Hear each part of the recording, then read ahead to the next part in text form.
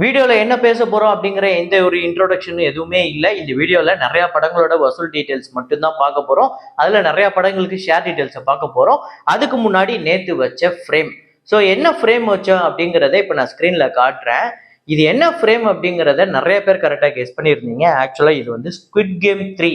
ஆக்சுவலாக squid game 1, 2 அப்படிங்கிறத தாண்டி ஸ்குவிட் கேம் 3 எனக்கு வந்து மனசில் பயங்கரமாக நின்றுச்சு. ஸோ நேற்று வச்ச ஃப்ரேம் இருக்குல்ல, அது வந்து ஒரு மாதிரி என்னை பயங்கரமாக டிஸ்டர்ப் பண்ணியிருக்கு. அது வந்து நீங்கள் படம் அந்த வெப் சீரியஸை பார்த்தா மட்டும்தான் அது உங்களால் உணர முடியும்.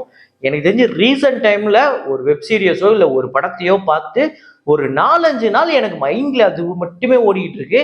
அப்படிப்பட்ட ஒரு ஃப்ரேமை தான் நேற்று நான் வச்சுருந்தேன். இதை கரெக்டாக கெஸ் பண்ண முதல் 5 பேர் சச்சின், மகேந்திரன் பிரஜீவ், ஜேபி ஜனா, வெங்கடேஷ் வெங்கட், அப்புறம் ஹரிஹரன் PS. இந்த 5 பேர் தான் முதல்ல கரெக்டாக கெஸ் பண்ணியிருக்காங்க.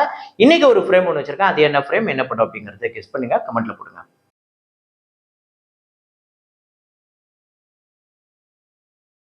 உங்க வீட்லயோ இல்ல உங்க கடையிலயோ ஏன் நீங்க கம்பெனியே வச்சிருந்தா கூட நீங்க இன்டீரியர் ஒர்க் பண்ணணும் பெஸ்டான பிரைஸ்ல தேடிட்டு இருக்கீங்க அப்படின்னா இந்த சென்னை சாய் இன்டீரியர் அப்படிங்கிறவங்க ஆல் ஓவர் இந்தியாவில் எங்க இருந்தாலும் உங்களை கான்டாக்ட் பண்ணி கண்டிப்பா அவங்க உங்களுக்கு பெஸ்டான சர்வீஸ் பண்ணி தருவாங்க. அதுலயும் முக்கியமா பிவிசியா இருக்கட்டும், யூபிவிசியா இருக்கட்டும், அலுமினியமா இருக்கட்டும், எந்த ஒர்க்கா இருக்கட்டும், முக்கியமா வுட்டு சொல்லவே வேணாம், பெஸ்ட் பிரைஸ் பெஸ்ட் குவாலிட்டியில பண்ணுவாங்க. கான்டாக்ட் பண்ணுங்க. ஸோ வசூலுக்குள்ள போறதுக்கு முன்னாடி நிறைய பேர் லைக் அப்படிங்கிறத ப்ரெஸ் பண்ணாமல் பார்த்துட்டு இருக்கீங்க வீடியோவை பார்க்குறவங்களே. அப்புறம் தொடர்ந்து ரெகுலரா சேனலை பார்த்துட்டு இருக்க நிறைய பேர் வந்து சப்ஸ்கிரைப் பண்ணாமல் பார்த்துட்டு இருக்கீங்க. ஒருவேளை மறந்துருந்தீங்க அப்படின்னா அதை இப்போ பண்ணிக்கோங்க. So how to train your dragon இந்த படத்தோட 18வது நாள் வசூல் இந்தியாவில் வந்து 31 லட்சம்.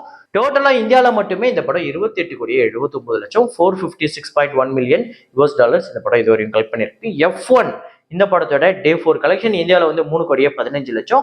டோட்டலாக இந்தியாவில் 31 கோடியே 30 லட்சம் வந்து வசூல் பண்ணியிருக்கு. 146.3 மில்லியன் US டாலர்ஸ், 1250 கோடி கிட்ட வருது. அப்புறம் ஒரு ஒடியா ஃபிலிம் நேற்று பார்த்தோம், பவு புட்டு புட்டா அப்படிங்கிற படம். அந்த படம் டே 18 32 லட்சமும், டோட்டலாக 14 கோடியே 67 லட்சம். பட்ஜெட் 2.5 கோடி, தியேட்டரிக்கல் ரைட்ஸ் 1 கோடியே 75 லட்சம். 7 கோடிக்கு மேலே ஷேர் வந்திருக்கு. கிட்டத்தட்ட இந்த படம் 5 கோடிக்கு மேலே ப்ராஃபிட்டுங்க. அதாவது இந்த படம் இப்போவே 420% கிட்ட இந்த படம் வந்து ரெக்கவரி பண்ணியிருக்கு. சரியான ஹிட்டு, சரியான பிளாக் பஸ்டர் அப்படின்னே சொல்லலாம். ஹவுஸ்ஃபுல் 5 இதுவரையும் எவ்வளோ கலெக்ஷன் எவ்வளோ ஷேர் வந்திருக்கு அப்படின்னு பார்த்தீங்கன்னா டே 25 இந்தியாவில் 25 லட்சம், உலகம் முழுக்க 27 லட்சம், 274 கோடியே 62 லட்சம் உலகம் முழுக்க வசூல் பண்ணியிருக்கு. இதில் இந்தியாவில் மட்டும் 216 கோடிக்கு மேலே வசூல் பண்ணியிருக்கு. பட்ஜெட் 240 கோடி, தியேட்டரிக்கல் ரைட்ஸ் 125 கோடிக்கு போயிருக்கு. இப்போதைக்கு 145 கோடி கிட்ட ஷேர் வந்திருக்கு. ஸோ 116% இந்த படம் ரெக்கவரி வந்திருக்கு. அதாவது வேர்ல்டு வைடு ஓவராலாக ஒரு 20 crore கிட்ட இந்த படம் வந்து டிஸ்ட்ரிபியூட்டர் ப்ராஃபிட்டும் கிடைச்சிருக்கு. அப்புறம் கஜோல் அவர்களோட திரைப்படம் டே 4 இந்தியாவில் வந்து இந்த படம் வந்து 3 கோடியே 10 லட்சம் வந்து வசூல் பண்ணியிருக்கு. உலகம் முழுக்க 3 கோடியே 40 லட்சம். 24 கோடியே 20 லட்சம் இந்தியாலையும், 27 கோடியே 95 லட்சம் உலகம் முழுக்க. 65 கோடி பட்ஜெட், 35 கோடி தியேட்டரிக்கல் ரைட்ஸ், 14 கோடிக்கு மேலே இப்போதைக்கு ஷேர் வந்திருக்கு. ஸோ அதாவது 42% இப்போதைக்கு இந்த படம் கலெக்ட் பண்ணியிருக்கு. அதாவது 42% இந்த படம் இப்போதைக்கு வந்து ரெக்கவர் பண்ணியிருக்கு. அதாவது இன்னும் இந்த படம் ஒரு 35 40 கோடி வசூல் பண்ணணும். ஸோ இப்போதைக்கு ஒரு 3 கோடி 3.5 கோடி கிட்ட போய்கிட்டு இருக்கு. பாப்போம் வரப்போற நாட்கள் எப்படின்னு. அப்புறம் சித்தாரே ஜமீன் பர் சொல்லவே வேணாம், இந்த படம் சூப்பர் கலெக்ஷன் எடுத்துக்கிட்டு இருக்கு. டே 11 இந்தியாவில் 4 கோடியே 85 லட்சம், உலகம் முழுக்க 5 கோடியே 50 லட்சம். டோட்டலா 150 கோடியே 33 லட்சம் இந்தியாலையும், 200 கோடியே கடந்திருக்கு. 203 கோடியே 43 லட்சம் உலகம் முழுக்க. பட்ஜெட் 90 கோடி, தியேட்டரிக்கல் ரைட்ஸ் 65 கோடிக்கு போயிருக்கு. 108 கோடியே 34 லட்சம் இந்த படம் இதுவரையும் ஷேர் வந்திருக்கு. அதாவது இப்போதைக்கு இந்த படம் 166% ரெக்கவர் ஆயிருக்குங்க. 40 கோடிக்கு மேல டிஸ்ட்ரிபியூட்டர் ப்ராஃபிட்டும் கிடைச்சிருக்கு வேர்ல்டு வைடு. ஸோ ஒரு பெரிய ஹிட்டுங்க சித்தாரே ஜமீன் பர். அதாவது ஒரு ஆக்ஷன் ஃபிலிம் எடுத்து இல்லை ஒரு பயங்கர ஒரு இன்வெஸ்டிகேஷன் த்ரில்லர் எடுத்து அந்த மாதிரி ஒரு பெரிய படம் மாதிரி எடுத்து அந்த மாதிரி பயங்கரமான ஒரு என்கேஜிங்காக கொண்டு போகிற ஒரு படத்தை தாண்டி இது வந்து ஒரு ஃபீல் குட் மூவி. இது நிறைய இடத்துல ஸ்லோவாக தான் போகும் அப்படிங்கிறது நம்மள ட்ரெய்லரை பார்க்கும்போதே தெரியுது. இந்த படத்திலேயே இவ்வளோ பெரிய வசூல் புரட்சி பண்ணியிருக்காரு அப்படிங்கிறது பெரிய விஷயம். அமீர் கான் கண்ணப்பா டே 4 ஆந்திரா தெலுங்கானால 2 கோடியே 10 லட்சம், உலகம் முழுக்க 2 கோடியே 85 லட்சம். 24 கோடியே 29 லட்சம் ஆந்திரா தெலுங்கானாலையும், 40 கோடியே 39 லட்சம் உலகம் முழுக்க. 185 கோடி பட்ஜெட்டு. ஸோ இந்த படம் ஒரு கமிஷன் பேசிஸ்ல தான் ரிலீஸ் பண்ணியிருக்காங்க. ஸோ இந்த படம் லாஸ் ஆனாலும், இந்த படம் ப்ராஃபிட் வந்தாலும், இந்த படத்தோட ப்ரொடியூசர் அதாவது இந்த ஹீரோவோட அப்பா அவங்க குடும்பத்தை சேர்ந்தது தான் அது. ஸோ 23 கோடி கிட்ட இது வரையும் ஷேர் வந்திருக்கு. இந்த படத்தோட தியேட்ரிக்கல் ரைட்ஸ் வேல்யூ அப்படின்னு ஒரு 85 கோடி நம்ம வச்சுக்கிட்டோம் அப்படின்னா இந்த படம் இதுவரையும் ஒரு 27 கோடி தான் ஷேரே வந்திருக்கு. ஒரு வசூல் ரீதியா தியேட்ரிக்கலா இந்த படம் வந்து ஒரு ஃபிளாப்பான படமா தான் அமைய போகுது. அதுல எந்த மாற்று கருத்துமே இல்லை.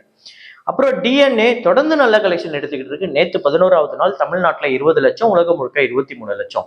6 கோடியே 57 லட்சம் தமிழ்நாட்டிலையும், 7 கோடியே 24 லட்சம் உலகம் முழுக்க வசூல் பண்ணியிருக்கு.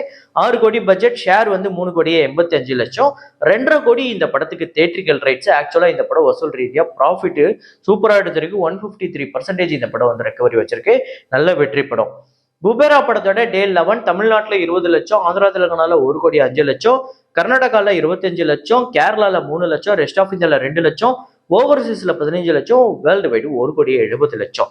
ஸோ டோட்டலா தமிழ்நாட்டில் 20 கோடியே 79 லட்சமும், ஆந்திரா தெலுங்கானால 62 கோடியே 51 லட்சம், கர்நாடகாவில் 10 கோடியே 91 லட்சம், கேரளால 1 கோடியே 57 லட்சம், ரெஸ்ட் ஆஃப் இந்தியாவில் 2 கோடியே 89 லட்சம், 29 கோடியே 39 லட்சம் ஓவர்சீஸ்லயும், 126 கோடியே 88 லட்சம், உலகம் முழுக்க 130 கோடி பட்ஜெட். ஸோ இப்போ ஒவ்வொரு டெரிட்டரிலையும் எவ்வளவு தியேட்ரிக்கல் ரைட்ஸ் வரைக்கும் எவ்வளவு ஷேர் வந்திருக்குன்னு பாத்தீங்கன்னா, தமிழ்நாட்டில் 18 கோடி தியேட்ரிக்கல் ரைட்ஸ் இதுவரை ஷேரா வந்திருக்குது 11 கோடி, 61% தான் இந்த படம் இப்போதைக்கு ரெக்கவர் ஆயிருக்கு. ஸோ தமிழ்நாட்டை பொறுத்தவரை இது ஒரு ஃபிளாப். ஆந்திரா தெலுங்கானால 33 கோடி தியேட்ரிக்கல் ரைட்ஸ் போயிருக்கு. 35 கோடியே 35 லட்சம் ஷேர் வந்திருக்கு. கிட்டத்தட்ட 2.5 கோடி கிட்ட 2.25 கோடி கிட்ட இந்த படத்துக்கு இப்போதைக்கு டிஸ்ட்ரிபியூட்டர் ப்ராஃபிட்டே இருக்கு. 107% ரெக்கவரி. அப்புறம் Karnataka, Kerala plus rest of India சேர்த்து 5.5 கோடிக்கு போயிருந்தது. 8 கோடியே 20 லட்சம் அங்க வந்து ஷேர் வந்திருக்கு. ஸோ 149% அங்க வந்து ரெக்கவர் பண்ணி அங்க இந்த படம் வசூல் ரீதியா ஒரு ப்ராஃபிட்டை கொடுத்திருக்கு. ஓவர்சீஸ்ல ஒரு பெரிய ஹிட் அப்படின்னே சொல்லலாம். 8 கோடியே 50 லட்சம் தியேட்ரிக்கல் ரைட்ஸ் போயிருக்கு. 14 கோடியே 45 லட்சம் ஷேர் வந்திருக்கு. வேர்ல்டு வைடு இந்த படம் 65 கோடி தியேட்ரிக்கல் ரைட்ஸ் போயிருக்கு. ஷேர் 69 கோடிக்கு மேல வந்திருக்கு. உலகம் முழுக்க ஓவராலா எல்லா டெரிட்டரியும் சேர்த்து வச்சு பார்க்கும்போது இந்த படம் 106% வந்து ரெக்கவர் பண்ணியிருக்கு. ஆனா இந்த படம் ஹோம் ரீஜியனான ஆந்திரா தெலுங்கானா அப்புறம் மெயினான ஓவர்சீஸ் எல்லா இடத்துலையுமே ரெக்கவர் பண்ணி ப்ராஃபிட்டும் எடுத்துச்சு. ஆனா தமிழ்நாட்டில் மட்டும் இது ஒரு ஃபிளாப்பான படமா அமைஞ்சிருக்கு. தமிழ்நாடை தவிர மற்ற எல்லா இடத்துலையும் ப்ராஃபிட்டை அடிச்சு தூள் கிளப்பிடுச்சுங்க. ஸோ அப்படி பார்க்கும்போது தமிழ்நாட்டுக்கு ஒரு சின்ன காம்பன்சேட் பண்ணி கண்டிப்பா இதை ஒரு வெற்றி படம் அப்படிங்கிற மாதிரி தான் கொண்டு போவாங்க. அது வரப்போற நாட்கள்ல பார்ப்போம் எந்த அளவுக்கு இன்னும் பேலன்ஸ் எவ்வளவு கலெக்ட் பண்ண போகுதுன்னு அப்படின்னு. அப்புறம் லவ் மேரேஜ் திரைப்படத்தோட டே 4 தமிழ்நாட்டில் 15 லட்சம், உலகம் முழுக்க 17 லட்சம். டோட்டலா 1 கோடியே 33 லட்சம் இந்த படம் வந்து வசூல் பண்ணியிருக்கு. பட்ஜெட் 8 கோடி, தியேட்ரிக்கல் ரைட்ஸ் 4 கோடி. ஸோ 72 லட்சம் தான் இப்போதைக்கு ஷேர் வந்திருக்கு. ஸோ இப்போதைக்கு இந்த படம் ஒரு மோசமான கலெக்ஷன் தான் எடுத்திருக்கு. படம் நல்லா இருக்கு, எல்லாராலையும் பெருசா பாராட்டப்படுது. எல்லாரும் இந்த படம் போய் பாருங்கன்னு ரெக்கமெண்டும் பண்றாங்க. ஆனா வசூல் ரீதியா இந்த படம் ஒரு மோசமான கலெக்ஷன் தான் எடுத்திருக்கு இது வரையும் அப்படிங்கிறது தான் உண்மை. 18% தான் ரெக்கவர் ஆயிருக்கு. அப்புறம் ஃபைனலா மார்கன் டே 4 கலெக்ஷன் தமிழ்நாட்டில் 62 லட்சம், டோட்டலா 95 லட்சம். 3 கோடியே 72 லட்சம் தமிழ்நாட்டிலையும், உலகம் முழுக்க 5 கோடியே 79 லட்சம். பட்ஜெட் 12 கோடி, ஷேர் வந்து 3 கோடியே 21 லட்சம். தியேட்ரிக்கல் ரைட்ஸ் 5 கோடியே 50 லட்சத்துக்கு போயிருக்கு. இன்னும் இந்த படம் ஒரு 4.5 இருந்து 5 கோடி கிட்ட வசூல் பண்ணிச்சு அப்படின்னா இதை ஒரு பிரேக் இவன் பண்ணிடும். ஸோ இப்போதைக்கு பார்த்தா நல்லா தான் கலெக்ஷன் வந்துட்டு இருக்கு.